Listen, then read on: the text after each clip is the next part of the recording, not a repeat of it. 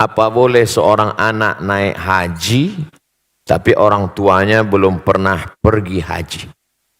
Pulang dari sini, kau ambil kain selendang, kau gendong ibumu, dari Jakarta jalan kaki ke kota Makkah.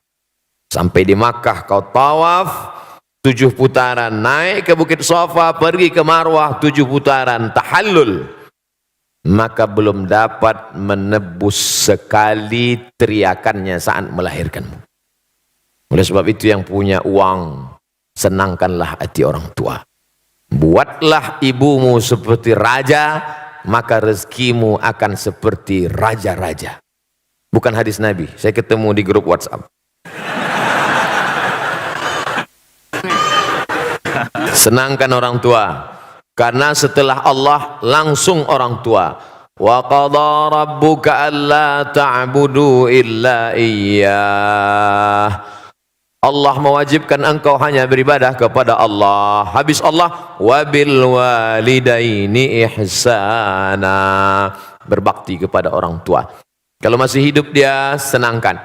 Tapi saat tidak beruntung, saat sangat sayang pada ibunya, tapi ibunya sudah meninggal dunia, saat datang menjumpai Nabi SAW, ya Rasulullah, ummi matat, makku, ibuku, ummi sudah meninggal dunia. Apa atasaddaqu anha?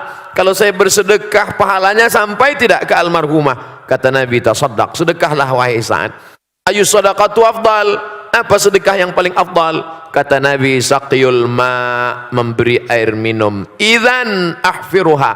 Saat itu juga, saat ngobrol dengan Nabi itu, langsung saat pergi menggali sumur, wakafkan untuk almarhumah ibunya. Sudah meninggal dunia. Maka yang masih hidup, esok hari libur, bawakan makanan kesukaannya, belikan pakaian yang paling indah, tunjukkan kertas, mama, sudah kami daftarkan ONH. Alhamdulillah. Tapi baru bayar DP 5%. Doakan supaya rezeki kami halal berkah. Saya sudah banyak berjalan, jauh berjalan, banyak dilihat, lama hidup banyak dirasa. Di balik kesuksesan orang-orang besar itu saya lihat, saya perhatikan, rupanya di ruang kamarnya ada gambar ibunya. Rupanya saat dia kata sambutan bercerita tentang ibunya, rata-rata kebesaran orang-orang hebat itu berawal dari doa ibu. Ayah juga luar biasa. Ummuka ibumu, ummuka ibumu, ummuka ibumu. Saat Nabi ditanya, ayyun nas, man ahaqqun nas bi husni suhbati, siapa orang yang paling layak mendapatkan baktiku? Ummuka. Setelah itu abuka, bapakmu.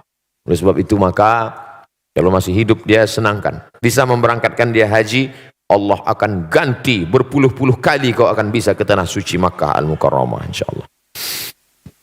Bagaimana, apakah mendoakan ibu yang sudah meninggal tapi beda agama dibolehkan atau tidak? Nanti doanya katanya nggak sampai. Maka nastighfaru Ibrahimu li abihi illa am mau'idatin wa'adaha iyyah. Nabi Ibrahim memohonkan ampun doa untuk bapaknya Azar yang beda agama itu hanya sekedar janji saja. Karena dia dulu pernah berjanji. Waktu Ibrahim mengajak Azar, nama bapaknya Azar, hai ayahku Azar, sembahlah Allah. Apa kata Azar? La illam tantahi, kalau kau tidak berhenti menceramahi aku, la arjumannaka, akan kulempar kau pakai batu, wahjurni maliya, tinggalkan aku. Apa kata Ibrahim menjawab? Sa'astaghfirulaka rabbi, aku akan mintakan ampun engkau kepada Allah. Dia sudah janji, dan janji adalah hutang. Falamma tabayyana lahu annahu aduwwul lillah, setelah jelas bagi Ibrahim bahwa bapaknya itu musuh Allah, tak beriman kepada Allah, tabarra'a minhu, dia melepaskan diri, artinya tak dia doakan. Kalau masih hidup boleh didoakan, dalilnya Nabi mendoakan, Allahumma hdi qaumi fa innahum la ya'lamun, berikan mereka hidayah karena mereka tak tahu. Tapi kalau sudah meninggal dunia, doanya, kuserahkan hambamu ini kepada engkau ya Allah. Allah maha kuasa untuk berbuat sesuka hatinya. Innama amruhu iza arada syai'an ayakula lahu kun fayakun. Tapi kalau dia masih hidup, jangan pernah berhenti berdoa. Pakai bahasa Indonesia, ya Allah berikan hidayah, bukakan pintu hati supaya mati dalam keadaan la ilaha illallah Muhammadur Rasulullah sallallahu alaihi wasallam. Ini nampaknya udah kartu kuning. Saya baru mu'allab 3 bulan, alhamdulillah. Antum saudara saya dalam la ilaha illallah. Saudara kandung pun, orang tua kandung pun belum tentu bisa menolong. Tapi saudara saya bisa menolong.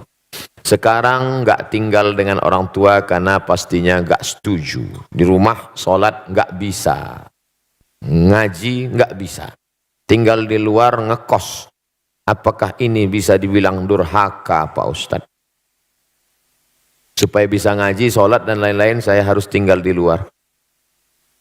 Pertanyaan ini sepertinya sedang mengajarkan Abdul Somad dan kita semua betapa kita selama ini tak mensyukuri nikmat bisa ngaji, bisa sholat, tapi nggak ngaji dan nggak sholat.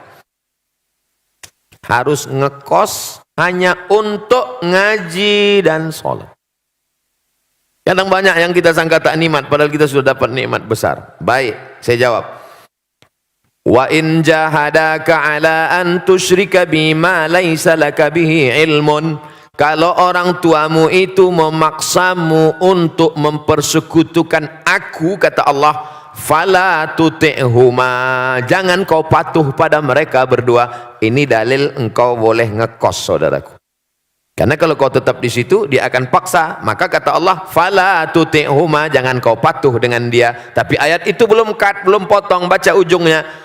Wa sahibhuma fid dunya ma'rufa, tetaplah engkau berinteraksi, berbakti kepada mereka. Kontradiktif. Bagaimana mungkin saya sudah tinggalkan rumah tapi saya tetap silaturahim?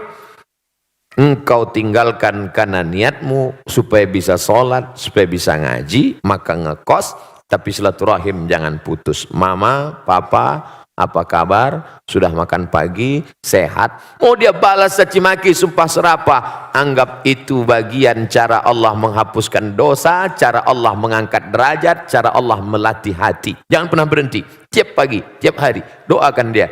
Tapi untuk mempertahankan supaya bisa sholat, supaya bisa ngaji. Mudah-mudahan Allah berikan hidayah sehingga sampai masanya nanti. Sulitkah bagi Allah? Tak ada yang sulit. Qalbul mu'min baina asabi'ir rahman. Hati manusia ini di jari jemari Allah, di jari jemari kuasa kudrat iradat Allah SWT. Insya'a, kalau dia mau dia buat begini, kalau dia mau dia buat begini. Lalu kenapa tidak dia kasih saja hidayah semua, Pak Ustaz? Kalau semua dia kasih hidayah, lalu kita dapat apa? Ayyahdiyallahu bika rajulan wahidan. Satu orang dapat hidayah karena mulutmu, karena SMS-mu, karena share-mu, karena statusmu, khairum min humurin na'am. Lebih baik daripada kau memiliki seekor onta yang merah. Pernah Bapak Ibu, kawan-kawan melihat onta warna merah? Onta itu kuning, hitam yang jarang-jarang mandi. Dan ada onta merah. Onta merah, onta yang bulunya kemerahan seperti brown, seperti itu mahogani, adalah onta termahal yang unik. Maka orang yang tak dapat, dia dapat. Boleh jadi Ustadz Somad yang ceramah tak dapat itu, karena Ustadz Somad menceramahi orang yang sudah baik-baik semua, orang yang sudah ngaji.